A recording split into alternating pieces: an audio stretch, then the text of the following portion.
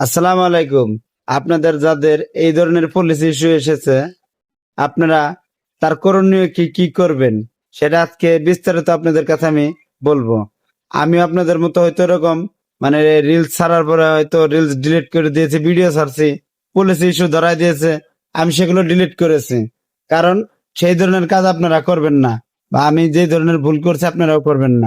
দেখেন, সর্বপ্রথম আমরা যাব যে ফেসবুকের যে আছে, তারপর যাব প্রফেশনাল ড্যাশবোর্ডে, এরপর যাব আমাদের আইডির ইয়েতে, এখন যাব মনিটাইজেশনে।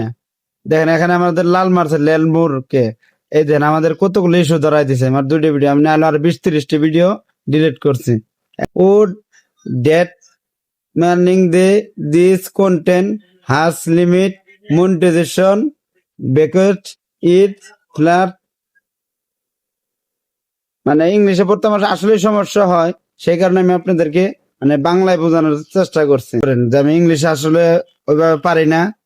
এই কন্টেন্ট আমাদের কন্টেন্ট মনিটাইজেশনের পলিসির অত্যন্ত একটি বিধিনিষেধ যুক্ত বিভাগের আওতায় পড়ার কারণে আমরা এটির মনিটাইজেশন সীমিত করার সিদ্ধান্ত নিয়েছি।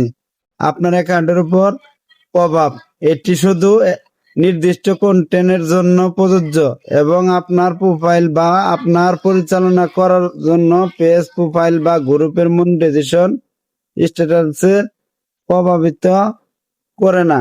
এটি এবং আপনার অ্যাকাউন্টের প্রভাবিত করে এমন অন্য মনিটাইজেশন কার্যকরণের তথ্য দেখতে অ্যাকাউন্ট স্ট্যাটাস মনিটাইজেশন স্ট্যাটাসে যান। এরপর আপনি রিভিউ অনুরোধ করতে পারবেন এবং তা করলে আমরা আপনার কন্টেন্ট আরেকবার দেখব। আপনার কাছে নিজের দেশের আদালতে আমাদের সিদ্ধান্ত বিরোধিতা করার অধিকার থাকতে পারে। এছাড়া আপনি আমাদের সিদ্ধান্ত নিয়ে সন্তুষ্ট না থাকলেও কোনো সার্টিফাইড বিধান নিষ্পত্তি সংস্থার কাছে যেতে পারে না।